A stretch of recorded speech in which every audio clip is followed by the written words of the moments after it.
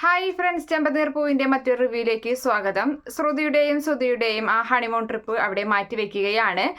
നമ്മുടെ സച്ചി പറയുകയാണ്, ഇവർ മാത്രം അങ്ങനെ ഹണിമൂണിന് പോകണ്ട, രേവതി നിനക്ക് പോകാൻ ആഗ്രഹമില്ലേ എന്ന് ചോദിക്കുമ്പോൾ ആ ഉണ്ട് എന്ന് പറയാണ്. അപ്പോൾ അതുപോലെ തന്നെ അച്ഛനോടും ചോദിക്കുന്നുണ്ട്, അച്ഛ നിങ്ങൾ കല്യാണം കഴിഞ്ഞതിന് ശേഷം ഹണിമൂണിന് പോയിട്ടുണ്ടോ എന്ന് ചോദിക്കുമ്പോൾ ഇല്ല എന്നൊക്കെ പറയുമ്പോൾ എന്നാൽ ഒരു കാര്യം ചെയ്യാം, പോകുമ്പോൾ എല്ലാവർക്കും കൂടി ഒന്നിച്ച് പോകാമെന്ന് സച്ചി പറയുമ്പോൾ അത് ഇഷ്ടപ്പെടാതെ നിൽക്കുകയാണ് ശ്രുതിയും സുധിയും ഒക്കെ. അങ്ങനെ പറയുന്നുണ്ട്, എന്തായാലും അച്ഛൻ്റെ പൈസ കൊണ്ടല്ലേ പോവാന്ന് ഇവർ തീരുമാനിച്ചിട്ടുള്ളത് എന്നൊക്കെ പറഞ്ഞ് വീണ്ടും അങ്ങനെ ഓരോ കുറ്റപ്പെടുത്തലൊക്കെ പെടുത്തുമ്പോൾ ശ്രുതി പറയുകയാണ്, വേണ്ട, നമുക്ക് ഹണിമൂണിനൊന്നും പോകണ്ട, നമുക്ക് എന്ന് നമ്മുടെ കയ്യിൽ പൈസ ഉണ്ടാകും അന്ന് പോയാൽ മതി, വേഗം തന്നെ ആ ടിക്കറ്റ് ക്യാൻസൽ ചെയ്ത് ആ പൈസ ഇവർക്ക് വേഗം കൊണ്ടു കൊടുക്കാൻ നോക്ക് എന്ന് ശ്രുതിയോട് ആവശ്യപ്പെടുകയും ചെയ്യുന്നുണ്ട് ശ്രുതി.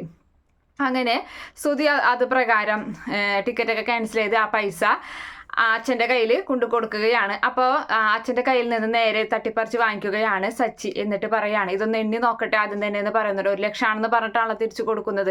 അപ്പോൾ അതിൽ നിനക്ക് സംശയമാണോ എന്ന് അമ്മ ചോദിക്കുമ്പോൾ, നിങ്ങളുടെ അല്ലേ മകൻ എന്ന്, അതിൽ നിന്ന് എന്തെങ്കിലും തട്ടിയെടുത്തിട്ടുണ്ടാവും എന്ന് പറഞ്ഞങ്ങനെ പകുതി പണം ശ്രീയുടെ കയ്യിലും കൊടുക്കുന്നുണ്ട്. ഇത് എണ്ണി നോക്കിയടാ എന്ന് പറഞ്ഞാൽ അങ്ങനെ സച്ചിയും ശ്രീയും കൂടി ആ പൈസ എണ്ണി നോക്കുമ്പോൾ ഒരു 4000 രൂപ അതിൽ കുറവുണ്ടായിരിക്കും. കണ്ടോ, ഇപ്പം എന്തായി, നിങ്ങളുടെ മകൻ ആ 4000 രൂപ എടുത്തു എന്ന് പറയുമ്പോഴും അതെന്തിനാടാ ഇതിൽ 4000 എടുത്തതെന്ന് ചോദിക്കുമ്പോൾ അത് അവർ ആ ചാർജ് ഈ ചാർജ് എന്നൊക്കെ പറഞ്ഞ് പിടിച്ചതാണ്, ടിക്കറ്റ് ക്യാൻസൽ ആക്കിയപ്പോൾ അവർ പിടിച്ചതാണ് എന്ന് പറയുമ്പോൾ സച്ചി പറയുന്നുണ്ട്, അതൊന്നും ഞങ്ങൾക്ക് അറിയേണ്ട ആവശ്യമില്ല, അച്ഛൻ്റെ നിന്ന് നീ നിനക്ക് തന്ന 1 ലക്ഷം രൂപ മുഴുവനായിട്ട് നീ തിരിച്ചേൽപ്പിക്കണം എന്നൊക്കെ ദേഷ്യപ്പെടുമ്പോൾ നേരെ പോകുകയാണ് ശ്രുതി തൻ്റെ റൂമിലേക്ക്. നിങ്ങൾക്ക് ഇപ്പോൾ എന്താ വേണ്ടത്, പണമല്ലേ വേണ്ടതെന്ന് പറഞ്ഞിട്ട് ബാഗിൽ നിന്ന് പോയി 4000 രൂപ എടുത്തുകൊണ്ട് കൊടുക്കുകയാണ് സച്ചിക്ക്. അങ്ങനെ 1 ലക്ഷം രൂപ അടത്തേക്കഞ്ഞ് അങ്ങനെ നിൽക്കുന്നുണ്ട്. അപ്പോൾ സച്ചി പറയാണ്, ഈ പൊട്ടനെ ഇടക്കിടക്ക് ചൂട് പിടിപ്പിക്കുന്ന ഈ പൊട്ടനെ ഇടക്കിടക്ക് കുറ്റപ്പെടുത്തുന്നതിന് നല്ലത് ആ പെണ്ണിനോട് കുറ്റപ്പെടുത്തുകയാണെങ്കിൽ ആ പെണ്ണ് കുറച്ച് പൈസയെങ്കിലും ഇങ്ങനെ കൊണ്ടുതരും എന്നിങ്ങനെ, അവൾക്ക് ഇത്തിരിയെങ്കിലും നാണം ഉണ്ടെന്നൊക്കെ പറയാണ് സച്ചി.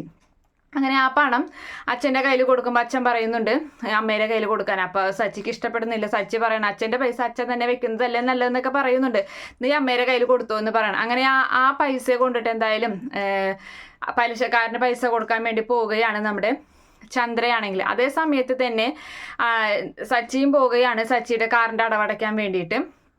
അങ്ങനെ രേവതി പറയുന്നുണ്ട്, സജയുടെ കൂടെ ഞാനും കൂടി വരാം, എനിക്ക് അമ്മയെ ഒന്ന് കാണണം, അമ്മയെ കണ്ടിട്ട് കുറച്ച് ദിവസമായാലും ഇവിടുന്ന് മനസ്സ് വിഷമിച്ചൊക്കെ പോയതല്ലേ എന്ന് പറയുമ്പോൾ ശരി നീയും പോര് എന്ന് പറയുന്നു. അങ്ങനെ സച്ചിയും രേവതിയും കാറിൽ പോവുകയാണ്.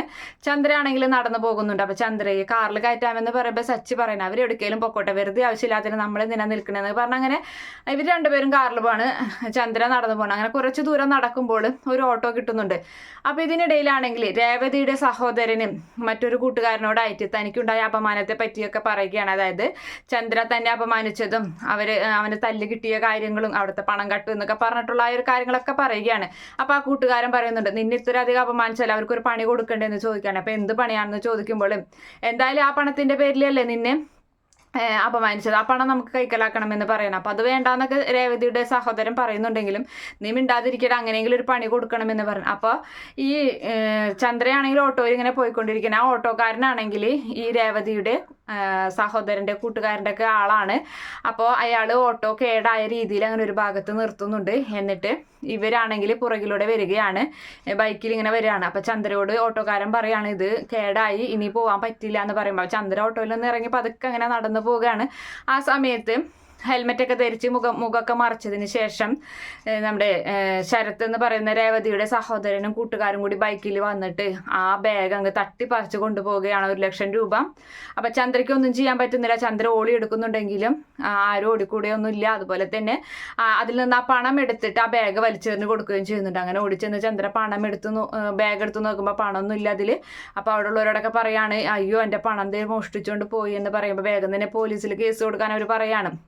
അപ്പോൾ ചന്ദ്ര പറയുന്നുണ്ട്, ഇപ്പം കേസ് കൊടുക്കാൻ പോയാൽ ശരിയാവില്ല, എൻ്റെ വീട് അതിനും വലിയ പ്രശ്നത്തിലാണ് ഞാനെന്നൊക്കെ പറഞ്ഞിട്ട് ആ പലിശക്കാരൻ്റെ അരികിലേക്ക് പോവാണ്. കാരണം പലിശക്കാരനെ ഇന്ന് പലിശ കൊടുത്തില്ലെങ്കിൽ അയാൾ നേരെ വീട്ടിലേക്ക് വരും. അപ്പോൾ വീട്ടിലുള്ള എല്ലാവരും സത്യങ്ങൾ അറിയും. അതുകൊണ്ടാണ് ചന്ദ്ര വേഗം അതൊന്നും ചെയ്യാതെ ആ പലിശക്കാരൻ്റെ അരികിലേക്ക് ചെല്ലുന്നത്. എന്തെന്ന് പറഞ്ഞിട്ടാൽ കയ്യിൽ പൈസ ഇല്ല. അങ്ങനെ അയാളുടെ അരികിൽ ചെന്നിട്ട് കാര്യങ്ങൾ തുറന്ന് പറയാം, പോയില്ലെങ്കിൽ അതിലും വലിയ പ്രശ്നമാകും. അതുകൊണ്ട് ചന്ദ്ര പതുക്കെ ആ പലിശക്കാരൻ്റെ അരികിൽ ചെന്നിട്ട് പറയാണ്, എൻ്റെ പണം മോഷണം പോയി, ഇപ്പോൾ ഞാൻ ഇങ്ങോട്ട് വരുന്ന വഴിക്കാണെന്നൊക്കെ പറയുമ്പോൾ ഇതിലപ്പുറം ഞാൻ കഥകൾ കുറെ കേട്ടിട്ടുള്ളതാണ്, എന്നോട് ഇങ്ങനത്തെ കഥകളൊന്നും പറയണ്ട എന്ന് പലിശക്കാരൻ തീർത്ത് പറയാണ്. അത് കേൾക്കുമ്പോൾ ചന്ദ്ര അവിടെ നിന്ന് പറയുന്നത് സത്യമായിട്ടും അതെ എന്നൊക്കെ പറയുന്നുണ്ട്. അപ്പോൾ എന്തായാലും നിങ്ങളൊരു കാര്യം ചെയ്യ്, അവിടെയുള്ളൊരു സ്റ്റാഫിന്, അവിടെ ഒരു പെണ്ണുണ്ടാവും, അതിനോട് പറയുന്നുണ്ട് ഇവരെ പൈസ കിട്ടുന്നില്ലെങ്കിൽ ഞങ്ങൾ ഇവിടെ ഒരു റൂമിൽ പൂട്ടിയിടും, നിങ്ങളെ അന്വേഷിച്ച ആൾക്കാർ വരുമ്പോൾ അവരോടും ഞങ്ങൾ കാര്യങ്ങൾ പറയാം, അല്ലെങ്കിൽ അവരിൽ നിന്ന് ഞങ്ങൾ പൈസ ഈടാക്കിയതാണ് ഞങ്ങളുടെ പരിപാടി. എന്നിട്ട് ആ സ്ത്രീയോട് പറയാണ് ഇവരെ ഒരു റൂമിൽ പൂട്ടിയിടാൻ പറയുന്നുണ്ട്. അങ്ങനെ അവർ പിടിച്ച് വലിച്ച് ചന്ദ്രയെ പിടിച്ച് വലിച്ച് ആ പെണ്ണ് കൊണ്ടുപോയിട്ട് ഒരു ഗോഡൗൺ മരത്തൊരു സ്ഥലമുണ്ട്, അതിൽ കൊണ്ടിടുകയും അത് ലോക്ക് ചെയ്യുകയും ചെയ്യാണ്. അപ്പോൾ അതിൽ നിന്ന് അലമുറയിട്ട് ചന്ദ്ര കരയുന്നുണ്ട്, അയ്യോ തുറക്ക് എന്നെ തുറന്ന് വിട്, എൻ്റെ വീട്ടുകാരറിഞ്ഞത് പ്രശ്നമാകും, അയ്യോ എന്നെ ചതിക്കല്ലേ എന്നൊക്കെ പറഞ്ഞിങ്ങനെ കരയാണ്. അതേ സമയത്ത് സച്ചിൻ രേവതിയും ഫിനാൻസറുടെ അരികിലേക്ക് വരികയാണ്. അപ്പോൾ ആ സമയത്ത് സച്ചിക്ക് പെട്ടെന്ന് ഒരു വാടക വരുന്നുണ്ട്. അപ്പോൾ സച്ചി പറയണം അയ്യോ എനിക്ക് വാടക വരുന്നുണ്ടല്ലോ എന്ന് പറയുന്നു. അപ്പം വലിയ ലോങ് ആയിട്ടുള്ള ഒരു വാടകയായിരുന്നു.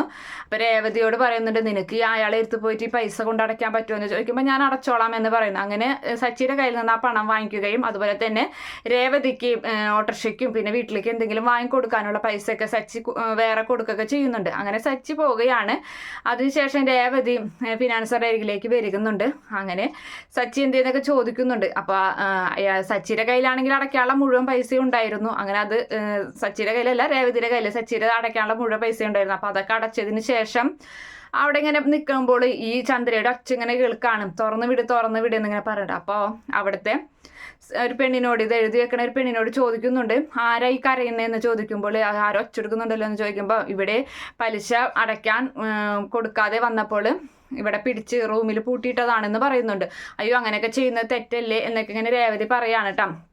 അപ്പോൾ ആ സമയത്ത് രേവതി താഴോട്ട് ഇങ്ങനെ ഇറങ്ങി വരികയാണ്. പെട്ടെന്നാണ് രേവതി അതായത് സ്വന്തം അമ്മായിമ്മയുടെ ശബ്ദം മനസ്സിലാക്കുന്നത്. അയ്യോ ഇത് അമ്മയല്ലേ എന്നിങ്ങനെ എന്നിട്ട് നിൽക്കുകയാണ്. അപ്പോൾ അമ്മേ എന്ന് വിളിച്ചിട്ട് രേവതി അരികിലേക്ക് വരികയാണ്. ആ സമയത്ത് ചന്ദ്രയ്ക്ക് രേവതിയുടെ ശബ്ദം മനസ്സിലാകുന്നുണ്ട്.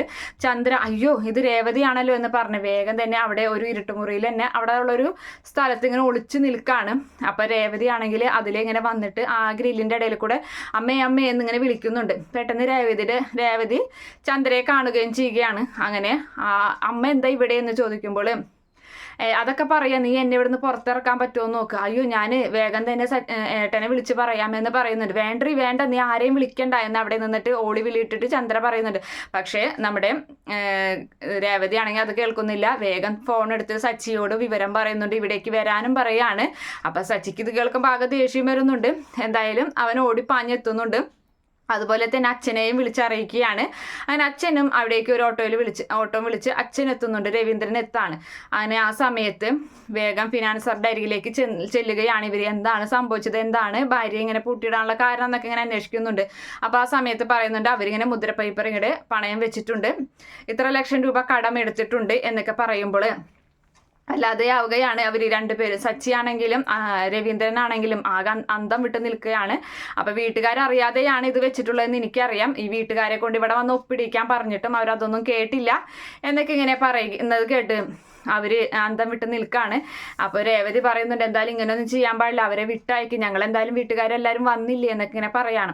അപ്പോൾ കൂടെയാണെങ്കിൽ സുധിയും ഉണ്ട് കേട്ടോ. അപ്പോൾ സുധിയാണെങ്കിൽ പോലീസിന് വിളിക്കും, ഞങ്ങൾ അങ്ങനെ ചെയ്യും ഇങ്ങനെ ചെയ്യുന്നൊക്കെ പറഞ്ഞിട്ട് ആ ഫിനാൻസർ ഭീഷണിപ്പെടുത്തിക്കൊണ്ടിരിക്കുകയാണ്. ഫിനാൻസർ പറയുന്നുണ്ട് നീ ആരെ വേണമെങ്കിലും വിളിച്ചോ, പക്ഷേ പൈസ തരാത്ത നിൻ്റെ അമ്മയാണ്, അതുകൊണ്ട് നീ ആരെ വിളിച്ചിട്ടും കാര്യമില്ല എന്നൊക്കെ പറയുന്നുണ്ട്. അപ്പോൾ അതിനുശേഷമാണെങ്കിൽ അവരെ ഇങ്ങോട്ട് വിട്ടയക്കാൻ പറയാണ്. അങ്ങനെ ചന്ദ്രയെ പിടിച്ചുകൊണ്ട് വരികയാണ്. ചന്ദ്രയെ കൊണ്ട് മുന്നിൽ നിർത്തുമ്പോൾ ആരോട് ചോദിച്ചിട്ടാണ് ഈ മുദ്ര പേപ്പർ നീ പണയം വെച്ചത്, ആധാരം നീ ആരോട് ചോദിച്ചിട്ടാ പണയം വെച്ചതെന്നൊക്കെ ചോദിച്ചിട്ട് നല്ല രീതിയിൽ വഴക്കുണ്ടാക്കുകയാണ് രവീന്ദ്രന്. അതുപോലെ തന്നെ സച്ചിയും ചോദിക്കുന്നുണ്ട് ഞങ്ങൾക്ക് അവകാശപ്പെട്ട പൈസയാണിത്, ഇത് എന്തിനാണ് നിങ്ങൾ ഇങ്ങനെയൊക്കെ ചെയ്തത് എന്നൊക്കെ ചോദിച്ച്. അതുകൊണ്ടായിരിക്കില്ലേ സച്ചിക്ക് ആവശ്യം വന്നപ്പോൾ കടം വന്നപ്പം ആധാരം വെക്കാന്ന് പറഞ്ഞപ്പോൾ നീ സമ്മതിക്കാഞ്ഞത് ഇതുകൊണ്ടായിരിക്കില്ല എന്നൊക്കെ ഇങ്ങനെ അവർക്ക് എല്ലാ കാര്യങ്ങളും വ്യക്തമായി മനസ്സിലാവാണ്. എന്തായാലും നമ്മുടെ ഫിനാൻസർ പറയുന്നുണ്ട് എല്ലാവരും ഇതിൽ ഒപ്പിട്ടതിന് ശേഷം പോയാൽ മതി, എന്നാൽ മാത്രമേ ഞാൻ ഇവരെ വിടുള്ളൂ, എൻ്റെ കാര്യത്തിലൊരു തീരുമാനമാക്കണം എന്നൊക്കെ പറയുന്നുണ്ട്. അങ്ങനെ സ്ത്രീയെയും കൂടി വിളിച്ചു വരുത്തുകയാണ്. അപ്പം അച്ഛൻ പറയുന്നുണ്ട് എന്തായാലും ഒപ്പിട്ട് കൊടുക്കാം. അപ്പോൾ എന്തിനാ അച്ഛൻ അങ്ങനെയൊക്കെ ചെയ്യുന്നതെന്നൊക്കെ സച്ചി ചോദിച്ച് ചൂടാവുമ്പോൾ നിൻ്റെ അമ്മയാടെ എൻ്റെ ഭാര്യ അങ്ങനെ ഉപേക്ഷിച്ച് ഞങ്ങൾ നമുക്ക് പോകാൻ പറ്റും, നാട്ടുകാരറിനെ എന്ത് ഇതാക്കും, ഇപ്പം രേവതി ഇവളെ ഇവിടെ കണ്ടില്ലെങ്കിൽ നമ്മൾ ഇവളെ കാണാതാകുമ്പോൾ നമ്മൾ കേസ് കൊടുക്കാൻ പോകും, അപ്പോൾ ലോകർ മുഴുവൻ അറിയും, നാണക്കേടുതിൽ പരം വേറെ ഉണ്ടോ എന്നൊക്കെ ചോദിക്കുകയാണ്. അങ്ങനെ എല്ലാ മക്കളെയും വിളിച്ചു വരുത്തി എല്ലാ മക്കളും അതുപോലെ രവീന്ദ്രനും ആ ആധാരത്തിൽ ഒപ്പിട്ട് കൊടുക്കുകയാണ്. ഇവരുടെ ആ ഒരു ഇതിൽ ഒപ്പിട്ട് കൊടുക്കുന്നുണ്ട്. വെച്ചിട്ടുണ്ട്, ഇതിവിടെ വെച്ചിട്ടുണ്ടോ എന്നുള്ള അവർക്കും സമ്മതമാണെന്നുള്ള രീതിയിൽ ഒപ്പിട്ട് കൊടുക്കുകയാണ്. എന്നിട്ട് അവിടെ നിന്നും തിരികെ പോരുകയാണ്. അതിനുശേഷം വീട്ടിലെത്തിയിട്ട് ഈ ഒരു കാര്യത്തിനെ കുറിച്ചിട്ട് എല്ലാവരുടെയും മുന്നിൽ വെച്ച് തന്നെ ചന്ദ്രയോട് ചോദിക്കുകയാണ്. ആകെ ദേഷ്യത്തിലാണ് രവീന്ദ്രന്. നീ എന്തിനിങ്ങനെയൊക്കെ ചെയ്ത്, ഞാനറിയാതെ എന്ത് ചിലവാ നിനക്ക് ഇത്ര അധികം ഉണ്ടായി, എത്ര ലക്ഷങ്ങൾ ഞാനറിയാതെ എന്തിനാ ചിലവുണ്ടായെന്നൊക്കെ ചോദിച്ച് ഭയങ്കരമായിട്ട് ദേഷ്യത്തിലാണ് കേട്ടോ. അപ്പോൾ ആ സമയത്ത് നമ്മുടെ സച്ചി ആണെങ്കിൽ പോയിട്ട് ഇങ്ങനെയൊന്നും ചോദിച്ചാൽ ശരിയാവില്ല എന്ന് പറഞ്ഞിട്ട് അവിടെ ഒരു മേശയൊക്കെ ഇരിക്കേണ്ട ആ മേശരെ മോൾ ഭാഗമൊക്കെ എടുത്ത് മാറ്റിയിട്ട് കാലിങ്ങനെ ഈ പ്രതിക്കൂട് പോലെ ഇങ്ങനെ ഉണ്ടാക്കി നിർത്താണ്. മേശ ഇങ്ങനെ ചിരിച്ച് വെച്ചിട്ട് അതിൻ്റെ ഉള്ളിൽ നിർത്തിയിട്ടാണ് നമ്മുടെ ചന്ദ്രയെ കൊണ്ട് ഉത്തരങ്ങളൊക്കെ പറയിപ്പിക്കുന്നത്. അങ്ങനെ ഒരു നിവൃത്തിയും ഇല്ലാതെ ആകുമ്പോൾ ചന്ദ്ര ആ ഒരു സത്യം വെളിപ്പെടുത്തുകയാണ്. അപ്പോൾ ആ സമയത്ത് അവിടെ ശ്രുതിയും ഒക്കെ ഉണ്ടാവും. അങ്ങനെ ശ്രുതിക്ക് വേണ്ടിയിട്ടാണ് ഞാൻ ഇത്ര ലക്ഷം രൂപ അതിൽ നിന്ന് പണം എടുത്തത്, ഇത്ര ലക്ഷം രൂപ ഞാൻ അതിൽ നിന്ന് എടുത്തത് ശ്രുതിക്ക് ബ്യൂട്ടി പാർലർ തുടങ്ങാൻ വേണ്ടിയിട്ടാണ്. അവൾ എല്ലാ വീട്ടുകളിലും പോയിട്ട് ഇങ്ങനെ മസാജൊക്കെ ചെയ്ത് കൊടുക്കലായിരുന്നു. അപ്പോൾ സ്വന്തമായിട്ടൊരു പാർലർ ഉണ്ടായാൽ നല്ലതല്ല, അതുകൊണ്ടാണ് ഞാൻ അങ്ങനെയൊക്കെ ചെയ്തത് എന്ന് ഇങ്ങനെ പറയുമ്പോഴും സച്ചിക്ക് ദേഷ്യം വരാണ്. സച്ചി പറയുന്നുണ്ട്, ആഹാ ഞങ്ങളുടെ പൈസ കൊണ്ടാണ് അപ്പം നീ ഇത്രയും വലിയ ബ്യൂട്ടി പാർലറൊക്കെ വെച്ചിട്ടുള്ളതല്ലടി, എന്നിട്ടാണ് നീ ഇവിടെ കിടന്ന് ഇത്രയും നെഗളിപ്പ് കാണിച്ചിരുന്നത്. അങ്ങനെയാണെങ്കിൽ ഒരു കാര്യം ചെയ്യും, ഒരു മരുമകൾക്ക് മാത്രം നിങ്ങൾ പൈസ കൊടുക്കാതെ നിങ്ങളുടെ അടുത്ത മരുമകൾ നിൽക്കല്ല, അവൾ നന്നായി പൂ കെട്ടാൻ അറിയുന്നവളാണ്, അവൾക്കും ഒരു നല്ലൊരു അടിപൊളി പൂക്കാട് ഇട്ട് കൊടുക്കും, ഒരു 10 ലക്ഷം രൂപ അവൾക്കും കൊടുക്കുന്നത്. ശ്രീ നിനക്ക് വേണ്ടേടാ, അതായത് ഹോട്ടൽ മാനേജ്മെന്റ് കഴിഞ്ഞിരിക്കില്ല, അപ്പോൾ ഒരു റെസ്റ്റോറൻറ്റ് തുടങ്ങാൻ നിനക്ക് വേണ്ടേടാ പൈസ, അതെ 50,000 ഒരു 10 ലക്ഷം അമ്മരേന്ന് വാങ്ങിക്കും, എനിക്കും തന്നു ഒരു 10 ലക്ഷം രൂപ, എനിക്കുണ്ട് കുറച്ച് ആവശ്യങ്ങൾ, അങ്ങനെ പറഞ്ഞിട്ട് പരിഹസിക്കുകയാണ് സച്ചി ചന്ദ്രയെ. അപ്പം ചന്ദ്രയ്ക്ക് ഒന്നും മിണ്ടാൻ പറ്റാതെ നിൽക്കുന്നുണ്ട്. അതുപോലെ തന്നെ രേവതി നമ്മുടെ ശ്രുതിയോട് കയർത്ത് സംസാരിക്കുക ചെയ്യാണ്. ഇത്രയും വലിയ കാര്യങ്ങളൊക്കെ ചെയ്തു വെച്ചിട്ടാണ് എൻ്റെ സഹോദരനെതിരെ നീ തല്ലിയത് എന്നൊക്കെ ചോദിക്കുന്നുണ്ട്. അപ്പം ഇതൊന്നും തെറ്റല്ലേ, ഇതൊന്നും കള്ളത്തരല്ലേ എന്നൊക്കെ ചോദിക്കുകയാണ്. അങ്ങനെ നമ്മുടെ ചന്ദ്രയ്ക്ക് ഒരു നിവൃത്തിയുമില്ല. ചന്ദ്രയോട് ആയിട്ട് ചോദിക്കുന്നുണ്ട് എന്ന് തരും പണം, ഇതിനൊരു തീരുമാനം എത്രയും വേഗം ഉണ്ടാക്കണം എന്ന് പറയുമ്പോൾ ചന്ദ്ര പറയാണ് അത് എത്രയും വേഗം തന്നെ തരും, ഒരാഴ്ചക്കുള്ളിൽ തന്നെ ഈ പൈസ ഞങ്ങൾ തിരിച്ചു തന്നിരിക്കുമെന്ന് പറയുന്നുണ്ട്.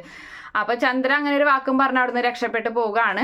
അതേ സമയത്ത് ചന്ദ്രയ്ക്ക് വേറൊരു നിവൃത്തിയും ഇല്ലാതെ ആകുമ്പോൾ ചന്ദ്ര ശ്രുതിയോട് ആവശ്യപ്പെടുകയാണ്, എത്രയും വേഗം മോളുടെ അച്ഛനോട് ഈ ഒരു പണം ആവശ്യപ്പെടണം, അതായത് മോള് സ്നേഹത്തിലാവണം അച്ഛനുമായിട്ട്, അല്ലാതെ അമ്മയ്ക്ക് ഒരു നിവൃത്തിയില്ല, അമ്മയുടെ മാനം രക്ഷിക്കേണ്ടത് മോളാണ്, മോൾക്ക് വേണ്ടിയിട്ടാണല്ലോ, മോളുടെ ബ്യൂട്ടി പാർലറിൽ തുടങ്ങാൻ വേണ്ടിയിട്ടാണല്ലോ ഞാൻ ഇത്രയും വലിയ കടക്കാരിയായത്, അവരുടെ മുന്നിൽ ഞാൻ ഇപ്പം തല കുമ്പിട്ട് നിൽക്കുകയാണ്, എൻ്റെ മാനം മോള് രക്ഷിക്കണം, മോള് തന്നെ എനിക്ക് പൈസ തരണം, അച്ഛനോട് ചോദിച്ചിട്ട് എങ്ങനെയെങ്കിലും എനിക്ക് പൈസ തരണം എന്ന് പറയുകയാണ് ശ്രുതിയോടായിട്ട്. അപ്പോൾ ശ്രുതി ആകെപ്പെട്ട രീതിയിൽ നിൽക്കുകയാണ്. ഇതിനിടയിലാണെങ്കിൽ നവീൻ വിളിക്കുന്നുണ്ട്.